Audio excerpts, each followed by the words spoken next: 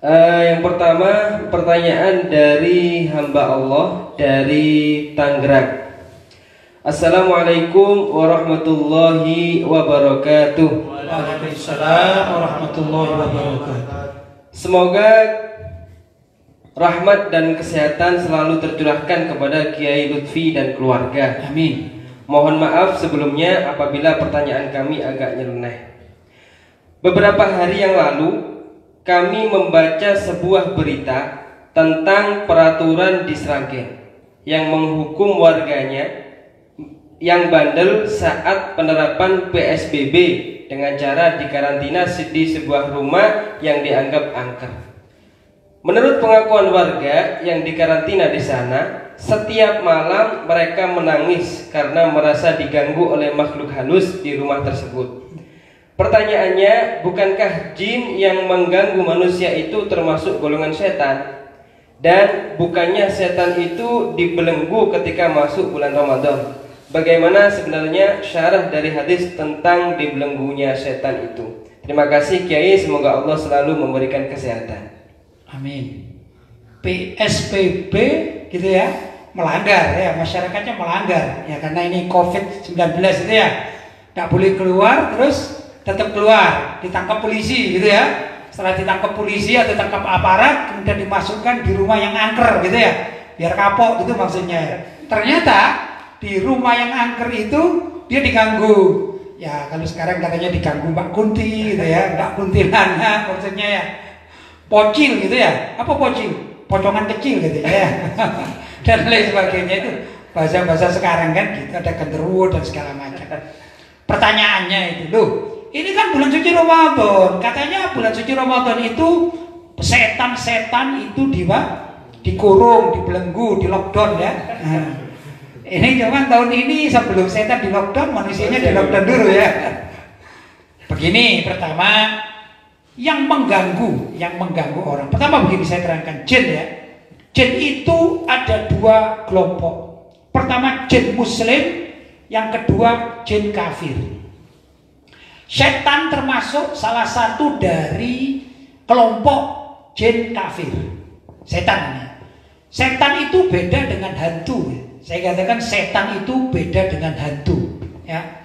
Kalau hantu, saya nggak tahu pembagian tugasnya dari mana, saya nggak tahu ya. Cuman begini, kalau hantu itu menggoda atau mengganggu fisik orang, menampakkan diri, ya kayak itu, ketemu Mbak Kunti gitu ya, sundel bolong ya, suster ngesot gitu ya, itu kelihatan menampakkan, itu berarti fisik. Sedangkan setan itu nggak begitu. Setan itu bukan setan, kalau bahasa Indonesia yang mengganggu-ganggu itu namanya hantu. Ya, kalau setan itu mengganggu keimanan umat. Ya, keimanan ini, orang berbuat baik atau berbuat jahat itu dipengaruhi setan, digoda setan. Jelas? Jadi beda. Jadi jangan salah paham, walaupun memang ada sedikit perbedaan, tapi ada kesamaan, tapi juga berbeda. Setan itu kan orang mengatakan, oh lu takut setan kan gitu. Itu mestinya mengatakan takut hantu gitu ya. Itu lebih mudah dikatakan ya. Karena setan sendiri bisa masuk ke urat nadi manusia, kemudian menggoda hati manusia, beriman atau tidak beriman. Itu bukan jin, tapi setan namanya. Jelas? Sedangkan jin itu ada dua, jin muslim dan jin kafir. Jin kafir ya seperti tadi itu, suster ngesot dan sebagainya, yang kafir. Kalau jin muslim sama, jin muslim juga mungkin jadi Kunti, Mbak Kunti, tapi Mbak Kuntinya ini Islam, tidak? Apa bisa? Ya bisa. Contoh pocongan itu kan, pocongan itu yang dipocong itu kan umat Islam kan itu. Yang lain kan yang dibakar kan gitu. Maka pocongan-pocongan itu asalnya gambaran dari jin muslim. Gambaran. Tidak saya katakan semua pocongan itu pasti muslim, tidak, tapi gambaran jin muslim. Kenapa? Coba. Yang dipocong itu siapa sih? Kan mayat dari umat Islam, jenazahnya kan dipocong, diikat kan begitu kan? Ya. Kemudian muncullah yang namanya hantu pocong ya. Nah, itu gambaran dari jin muslim. Dua-duanya antara jin muslim dan jin kafir sama-sama suka mengganggu manusia. Mengganggu dalam artian fisik yang tadi itu termasuk yang ditanyakan.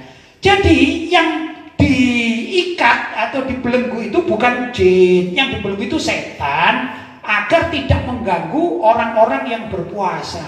Terus bagaimana kalau ada orang yang berpuasa tetap maksiat? Itu bukan diganggu setan, tapi diganggu atau diajak oleh nafsunya sendiri. Karena dikatakan innan nafsala ammaratun bisu, sesungguhnya nafsu itu senantiasa mengajak pada keburukan. Jadi dalam jiwa manusia itu ada nafsu, ya enggak? Nafsu itu selalu mengajak keburukan. Yang bisa membelokkan nafsu agar tidak berbuat buruk adalah akalnya. Akal yang diisi oleh ilmu agama dan keyakinan, maka di situ orang itu menjadi berbuat baik. Nah, nafsu yang sudah aslinya inilah ammaratun bisu, suka apa tadi? Mengajak pada keburukan, ketemulah setan. Setan yang mengganggu nafsu, bukan jin, bukan fisik, tapi setan ini mengganggu nafsu. Diajak, ayo berbuat maksiat, ayo berbuat ini, begitu. Jangankan di rumah angker, di masjid pun itu ya setan menggoda ini. Pernah enggak kalian melihat video itu ada orang masuk masjid ya, bukan sholat tapi mencuri? Ya enggak? Ada kan? Ya itu. Bahkan pulang dari sholat Jumat itu kadang-kadang kita ada yang kehilangan sandal, ada yang tertukar sandal, kan gitu, karena nggak hati-hati. Ya, yang mengambil nggak hati-hati itu diganggu setan, bukan diganggu jin. Jelas sekarang? Baik.